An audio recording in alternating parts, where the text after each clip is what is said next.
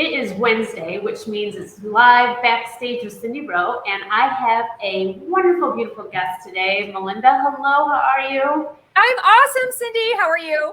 I'm great, thank you. She is joining us from the Sunshine State. Very jealous.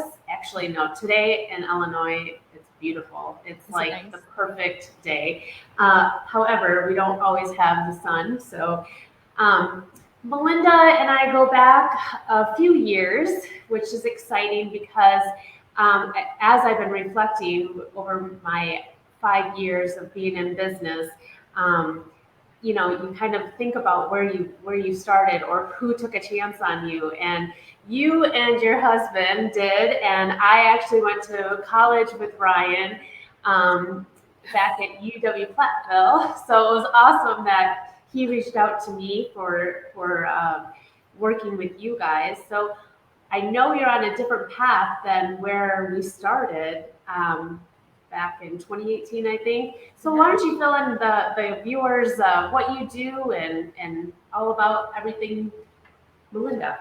Yeah, awesome. And thank you so much for having me. I was really looking forward to this. When you asked me, I'm like, oh my gosh, that'd be so cool. Because yes, we go way back. And then it's really scary when my husband's like, someone knew me in college. It's like one of those things. And then you're like so grateful that we didn't have social media and we didn't have cell phones because none of that is documented. But my husband, Ryan, and I moved to the Florida Keys in 2009 after we were both laid off at the same time. And we relocated here from Minneapolis, Minnesota. So we had kind of manifested it because we were both miserable living in Minneapolis. We both, I liked my job, but I wanted to get into sales. He was miserable in his job and he wanted to be a charter boat captain. So we had these dreams and we always were talking about them. And it was just kind of our way to get through the cold winters, like you were saying, Florida sunshine versus Illinois, in the middle of winter. Yeah, it's kind of nice to be in the sunshine. So we always were talking about it, and then we lost our jobs. And actually, it's 12 years this time frame when we were actually coming into the Keys. October 1st is official, but we were in Florida by now, and started our businesses. So we started from nothing. Absolutely nothing. We had no jobs, hardly any money. We didn't know anyone, and we'd never even been here. So as we were building our businesses, I always said that someday when we get our shit together, we would help others. So I started off in sales, and it took several years to get that going. If anyone is an entrepreneur out there, you definitely know all it takes to get something going. And my husband, after getting his hours, which takes several years to get your captain's hours, he was then able to start his charter boat business called Good Karma Sport Fishing. So that kind of just started the trajectory, right? And then in 2018, I was like, okay, I think we have our shit together. So I think it's time for me to start transitioning from being a sales rep into now being a confidence and peak performance coach for business women. I'm also now a best-selling author and a professional speaker. So it's been a long journey. This does not happen overnight. I want people to know that. But now we're finally like at that place of there's still growth work to do. Obviously, that's every day. But we're still at least kind of now on the path where we envisioned for our real future, which is super, super exciting. That's awesome. I have bought both of your books. Yay. I'm reading the Confidence Mastery for Couples, right? Mm-hmm. Yes, that's the one I'm reading right now. Thank you. And all I can say is I think I want to be you when I grow up. Because I want to write a book, and the other part of my dream for my business is to become a professional speaker as well. The few times that I've done speaking engagements, my world lights up. So I know I'm meant for that. And you're also a podcaster. Did you mention that? And Not I yet, thought but about yes. doing that too, and I haven't taken the leap yet, but I think you can help a lot of our viewers. Like, how did you decide what avenues you were going to put out there for helping and getting your message out? Yep. Great question. And right on par with what you're saying. Here you are, you're doing your YouTube channel. So that's like step one, let's say in this example.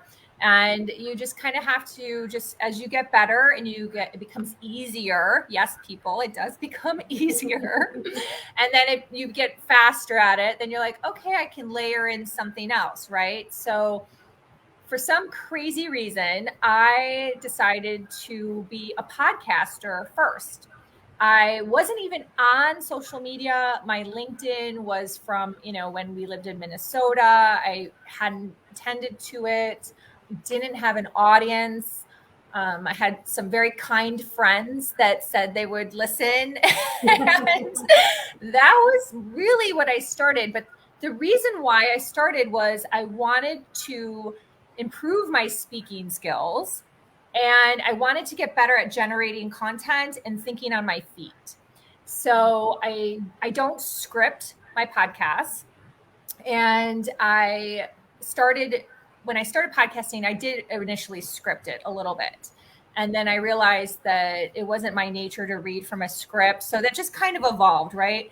So the whole process just kind of evolved. You figure out what works for you, what takes a lot of time, what's easy, where you get stressed out, where you get mind loops or bad energy. You kind of like have all these like little pivots and things along the way. And so I started the Good Karma Success Coach podcast in April of 2019. So it's been 2.5 years almost. And that was my first podcast. And then I started Confident Conversations in October of 2019. And it was originally called Crush It in Sales, because at the time I was a sales rep, right? So I like to tell people that you can change the name of something as you grow and evolve. You can change your branding colors. You can change what you talk about. You can change if you do interviews or don't do interviews. All of that doesn't matter. What matters is you get started on something, take action on something, and get going. And that's where a lot of people get stuck. So I give you lots of props that you started this, right? And you have big dreams. You still want to be a speaker. You still want to be a writer. And that's all awesome. And you'll start to just kind of go, okay, I intuitively feel my next step might be able to write a book. And you might start writing notes in a journal and going, oh, this is a good story I could share, or I really feel like I could help women or men with this. And it'll just start to kind of evolve and come around. And then all of a sudden one day you'll be like, I'm ready. Like, I know I can do this. And you'll like start to like put the wheels in motion further. But there's no right or wrong way to work on your content. There's really not. And what is probably the most eye-opening for me out there in this space, in this lane, is when people do get stuck trying to listen to an expert's advice and opinion and their course and the route they took that worked for them, because that might not be what works for you. And that's okay. So really just understanding that your path can be different, and whatever makes you happy is the path you're supposed to be on, and not listening to the noise. So yeah, make your list, Cindy, and just like, okay, I'm ready to step on to the next one. And then, sometimes too, the opportunities just fall in your lap, right? Yeah, so I believe that. Out there. Yeah, you're putting it out there that you want to be a speaker, and all of a sudden you might be like, oh my gosh, someone just approached me to be, speaker in their event. And, it just kind of starts to happen, and it'll all work out as it should be. So yeah, cool. I've taken, the steps to like get into that public speaking arena. And it does seem like when I get fired up and get going, something stops me. And I believe that when the time is right, everything will flow. So as long as I'm, keeping it out there, keeping it fresh, and still pushing forward, when my time to shine will happen, it will happen. Mm-hmm. So you I have a hair already are shining, though. You already are shining. So, so yeah. Karen actually asked a question. She said, "How do you come up with content for your podcast?" Yes. Thanks for the question, Karen. That's an amazing question. So thank you, thank you, thank you. I love sharing this. Honestly, it has become like working out, like a muscle that's just gotten stronger and stronger and stronger over time. So if I have to think back like a couple years ago, I would probably struggle a little bit. Like you have to, obviously, I don't know if you have a podcast or not, and definitely feel free to share if you do. But after, let's say you've figured out what you want to talk about, before you get started, it is advised, and I do agree with this, to have some ideas already like written down that you want to talk about, so you don't end up starting and then getting stuck. So definitely have a bank. And that took me probably a couple months to come up with like a bank of ideas and content. And for me, I just find, and these are also my favorite podcasts to listen to as well, is, you take things out of your life. You take like something that happened for you, or maybe with a relationship or something in your job, again, whatever was from the niche, and you just take like this one little element. And podcasts don't have to be long.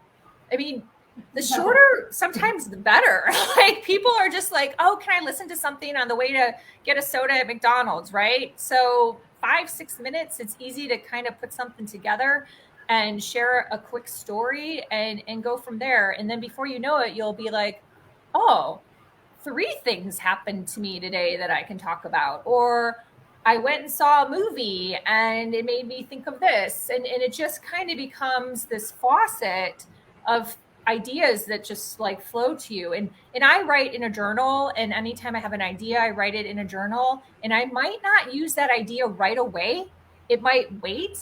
And that because something else might come to me that I want to talk about first. And I just flow with it. I don't get caught up in it. I just kind of like let it go. Okay, yeah, I'm not gonna talk about that this week. Instead, I'm gonna talk about this, and I'll just riff on that. Some people do script, and that's fine if you do. I think it's just how your brain is wired, and it's nothing negative or bad. It's just either you're a scripter or you're a not scripter. I mean, Amy Porterfield, Jenna Kutcher, those are very, very successful podcast women in the space, and you can tell they're scripted. I mean, you can tell they're reading, but they're amazing podcasts. So there's nothing wrong with them. So I listen to those too. So it doesn't matter which way you end up going. Just get started on something. And, when you get started, unless you know 5 million people, there's probably not all that many people listening. So you just kind of go and you can say, hey, I'm a new podcaster. So if I kind of screw it up, just give me some grace, and people will do that. Like people are so forgiving and kind that if you just kind of call it out, like no one's going to judge you. So it's just better to get going. Yeah, I love those tips. Those are awesome. And in fact, when I've been talking about my 5-year anniversary, the post I did today, it was like, I started. That was it. Like if I didn't start, even with all the people, the objections that I've heard, like, wow, you're going to do that. Like, what makes you think you're good enough to do that? Or, wow, I can't believe you're walking away from corporate to start your own business. And, all those negative things. If I didn't just start because I always knew I wanted to have my own business, then I wouldn't be here 5 years later. So great tip. And I love how you use your journal or maybe daily activities for your content, because that's real, that's authentic, and it's true to you. So it's easy to talk about. Yeah. I love that. Yeah, it is. It makes it super easy. And I do think that unfortunately, because if you end up listening to a lot of content, sometimes that gets too much in your head. So you always have to think about that too. Like, okay, am I listening to too many voices of people? And I need to kind of scale it down, maybe pick like 2 people that you want to listen to, and the rest you kind of like just put them, you love them, you can still love them, but just kind of put it to the side. So yes, Karen, I hope that helped you. So yes, and good luck, and keep us posted. Post about it. Yes, absolutely. So Karen was one of my guests at the very beginning of my show, how many ever months ago that I started. So Very it's great cool. to have her listening in today. One question I have for you is balancing everything. Um, Being a businesswoman and a wife and all these other things, how do you keep balance and still enjoy it, the process? Mm-hmm. I'm very good at editing and saying no. And I really don't waste time. So I figured out what, like, obviously has to be done and what I want to do that makes me feel good. So whether that's like yesterday morning, a perfect example, I went to aerial yoga, and then I had breakfast with a fellow writer who I've known now for over a year, and she goes to yoga as well. And then we had breakfast. So I still got a podcast done. I still got my Tip Tuesday done. I still prepped for my live Facebook today. I still helped Ryan, and we made a nice dinner. I still did all the things. I just didn't waste time doing other stuff. And what's amazing to me as a coach, when I work with women and they say, "Oh, I couldn't get to that." And then I drill a little deeper, and they were scrolling through their Instagram till 2 a.m. And I'm like, my butt went to bed. So yeah, so I just really believe there's an old saying that you make time in life for what you wish to make time for. So you can figure it out. Like, you can take a pad of paper and a pen and be like, this is what my day looks like, and rearrange it, edit some things, delegate some things, and stop making excuses. And if you have to edit some of the content that you're creating, look at that too. I actually did that in the spring. I had a Facebook group that wasn't getting any interaction because it was just a freebie group. And there's so many Facebook groups out there right now, right? So unless there's something that's like part of a program, there's just millions of them. And if you don't switch the notification, you don't get notified with the algorithm. So I stopped that, and I did end up stopping my meetup. So I was doing a local meetup that I loved doing, but with COVID, people were still not coming out. So there were two things I was like, okay, I'm just gonna edit these for now, and it's okay. I survived. We all survived. So yeah. So just taking a hard look at what you're doing. That is why a lot of people end up working with a coach, because they can hold them accountable, and they can call them out on their scrolling through Instagram till 2 a.m. or Pinterest. So, and really kind of help them focus on what they need to do. So, but we all can do it. We all can get a little better. Yep. Yeah, I agree. It's whatever is important to you, you'll make time for. Mm-hmm. And we all have the same 24 hours in a day. So it's just how you utilize those 24 hours. So yeah, great point. For your coaching clients, I'm curious, like, what does that look like for a businesswoman? Why would they need to come in and hire you to help them?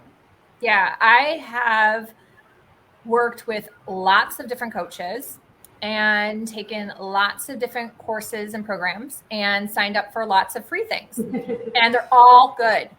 All of them are good avenues. And you need a mix of all of that, right? But you're going to get a different level of information, as well as feeling accountable that you want to absorb it and take the action on it, from listening to something like this that's free, to taking a course that you're not really working one-on-one with a coach. You might be in a Facebook group, and there may be some workshops.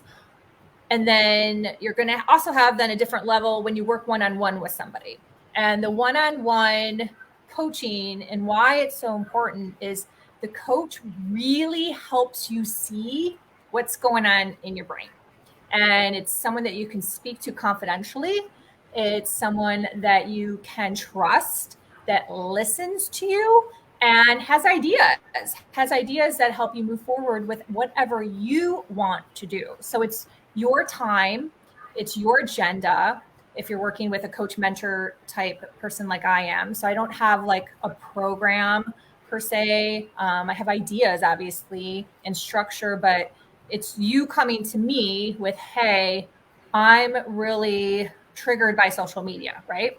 But I'm an online marketer and I need to figure it out. So we work on that in the best way that works for you and come up with a plan for you. And then I know the questions to ask to get you out of that space and to help you move forward. And those things take time. It's not like something that happens overnight, but it is a crucial part of personal development and investing in yourself and believing in yourself to be able to do that. And like I said, I've worked with so many different coaches. I've worked with speaking coaches, marketing coaches, a life coach that was also a writing coach. So I've kind of seen all sides of it and seen all different ways that coaches can work with you, which is everyone's different, as different as we are different human beings. Coaches have different ways of working with you.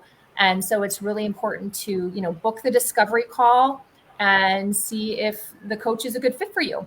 If you like them, if you like their energy, if they're positive, if they're have enough stories and background of their own learnings that that they can help you with your things too.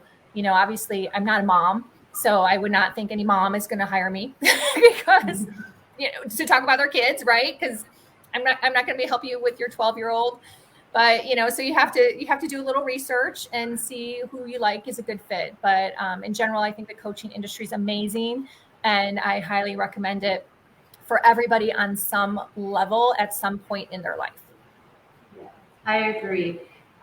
During COVID, I was, and I feel like a lot of people felt this way, almost stuck, right? Like we maybe weren't necessarily motivated, and kind of wondering when everything was going to end. And I remember waking up one morning and being like, I was still busy. I was still very productive in my business, but I just was like lacking inspiration. And I woke up and I said, you know what? I don't want this horrible pandemic to end and realized that I just wasted at that point 6 months of my life not doing something else, pushing myself forward. And I did hire a coach, and she really, you're right, the accountability. I knew exactly what I needed to do, but when we met every other week via Zoom, I had to have my shit done because I didn't want to let her down, right? I was like, it's okay, I can let myself down, but I didn't want to let her down or think that I was wasting her time. It was the weirdest mind game ever. But I tell you, I got on the right path, and she really helped me figure out scheduling my time. And at the end of the day, basically, I was so burnt out by doing everything for my clients that I never had time for my stuff. And like I said, I'm really interested in getting to the public speaking side. So it was like making sure on my calendar we were carving out time for me to invest in that area.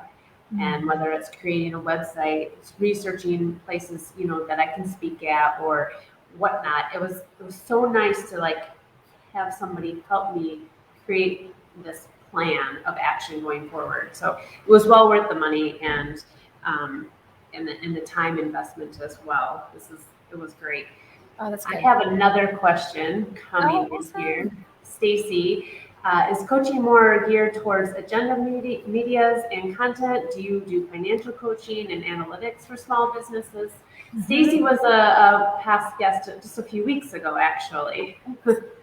No, that's great. No, an awesome question. So my husband and I have a small business.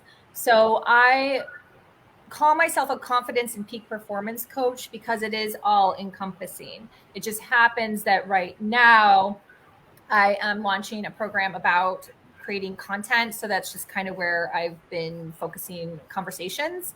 But the financial coaching and the analytics for small business is something I help people with as well, because we do have a small business, and my background before being a small business owner was in the corporate world as a buyer. So I actually have like a big financial analytical background, which is when we started our business, my husband was like, I just want to fish. I just want to fish. Like, so I do all the other things. So yeah, so that is definitely something that can be worked into a coaching package as far as moving forward and, just getting things, some momentum and some traction, and understanding where, a lot of people they just need help, like fresh eyes. Where should we be spending time and money and energies? And, we've definitely been through that as well. My husband and I have podcasted about that before. and so, a lot of that is learning and growth and building confidence around those things. And then you'll start to see some trajectory towards the black instead of the red. So yeah, but great question. Thank you, Stacy. Thank you, Stacy, for asking the question. One question before we get to the very best part of it and where you get to promote yourself, but I like to ask, what does success mean to you? I would say and I hear this from other people, so I don't think I'm like coming up with some genius answer here. I'll just call it out. But a lot has to do with freedom. Like, money's energy. We get money, we spend money, we lose money, all the different things. And it always ends up coming back, and we always end up being okay. Even when things end up being like really crappy, like what my husband and I went through in 2009, we ended up being okay and great. And it's just kind of an interesting thing. So if you bundle the money in with success and purpose, it all just kind of goes together. And at the end of the day, you're just happy and you feel free. So when I was in the corporate world, even though I did love my job, I didn't ever have that feeling of great success, because I didn't have that feeling of like freedom and purpose to the level that I desired. So I would say that, it goes back to freedom and being happy, just being happy with whatever you're doing. And then you feel like, I'm pretty good. I'm pretty good. And even when you're building a business, even if you haven't made any money yet, it still feels pretty successful to be doing what you want to do and being happy doing that. And that's a lot of mindset work. But that's a piece of it too. So the money doesn't necessarily always equal success. It's more that you're happy and you're happy in your day and you're doing what you love. So yeah. I agree 100%. Success it's so different for everybody, but I really am in agreement to how you view success. So it is at the end of the show. It always goes by so fast. Stacy wants to be best friends. Yay! Let's be best friends. I love it. I love connecting with people. I was just watching another coach's video, and she was like, don't spend time networking, because I was just waiting to hook up with Cindy here. So I was scrolling on Facebook, and I'm like, I love networking. So So that's awesome. Thanks, Stacy. This is your time to, share what's going on in your world, how people can find you, how people can connect with you, however you want to promote yourself. Now is the time. Go ahead. Okay, awesome. So I have 2 books on Amazon, Confidence Mastery for Couples and vice versa, and Life and Love Lessons. And you can connect with me on pretty much any of the socials. So Facebook, I hang out a lot. I love connecting on Facebook. So whenever I have like 5 minutes, I do go on there as primary. I'm on LinkedIn, Instagram, and, just check out my podcast, The Good Karma Success Coach, or Confident Conversations. And everything's on the website, Good Karma Success Coach. And it links even to my business to business website, melindavanfleet.com, because I have 2 podcasts, so I have to have 2 websites. But yeah, I'm super easy to find. And, just Google. And you do have a master class coming up. So do you want to talk about that? That's happening right after this. So. I am so excited. And I'll be really honest, this is my first master class. So for as much content as I have done, this is my first time really making it into a teaching for a good hour, however long it takes. In terms of, I want some Q&A at the end if people have questions.